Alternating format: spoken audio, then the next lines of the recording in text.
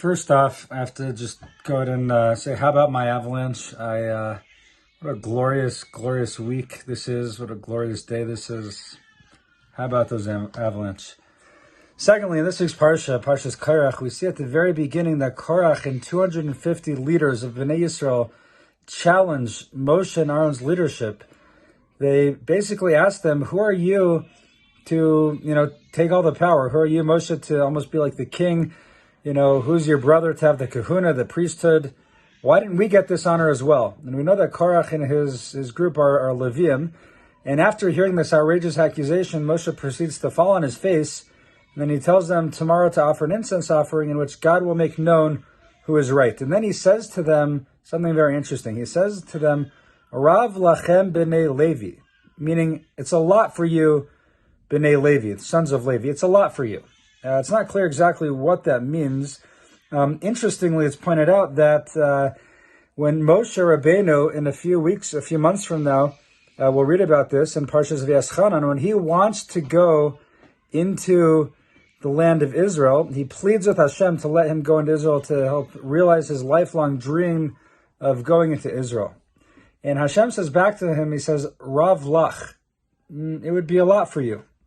It's interesting what the connection is. Why is the same terminology being used? Is God, so to speak, rebuking Moshe for this use of language to KORACH and his assembly? It seems very different cases. On one hand, you have KORACH and his men challenging Moshe's leadership.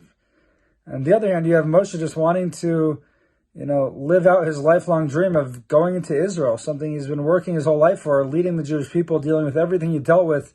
Shouldn't he be able to go into Israel? And God says back to him, Rav lach. What's the lesson here? So I heard quoted from Rabbi David Rossman, who quotes Rav Schwab, who explains that the core of KORACH's and his assembly's motives, they're basically saying, listen, we're the Levium, why don't we get to have some of the cool things, the cool rights that the Kohanim have? They get the cool clothing.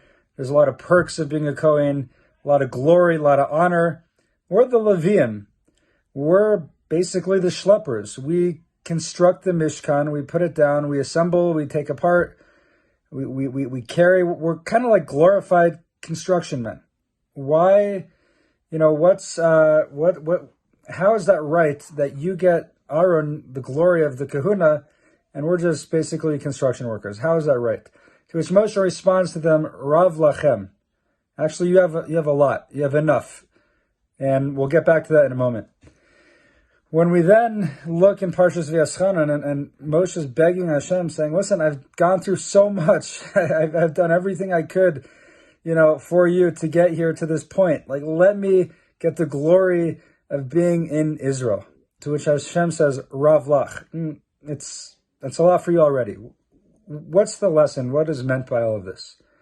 So the idea perhaps is that Moshe is telling KORACH and his assembly, Rav lachem, you're schleppers, you're glorified construction people, you're caring, you're working hard.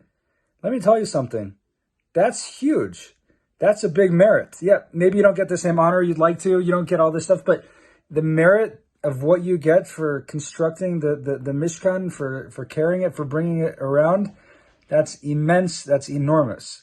And God similarly tells Moshe, okay, maybe you're not going to get the glory of being in Israel, but for all your efforts, for everything that, everything that you've gone through on behalf of the Jewish people, pleading for them, advocating for them, leading them, Rav lach, Moshe, that's enough for you. That's a lot.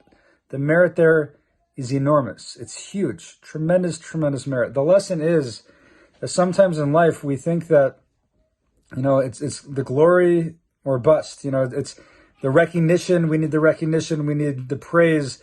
We need people, applauding us. And if we're not getting that, it's for naught. It's for nothing. The lesson here is sometimes it's specifically the things that nobody sees that brings about the most merit. I recall sometimes singing in the synagogues I pray, and there's someone who always goes and he shovels the snow. Most people don't even notice it. They don't see it.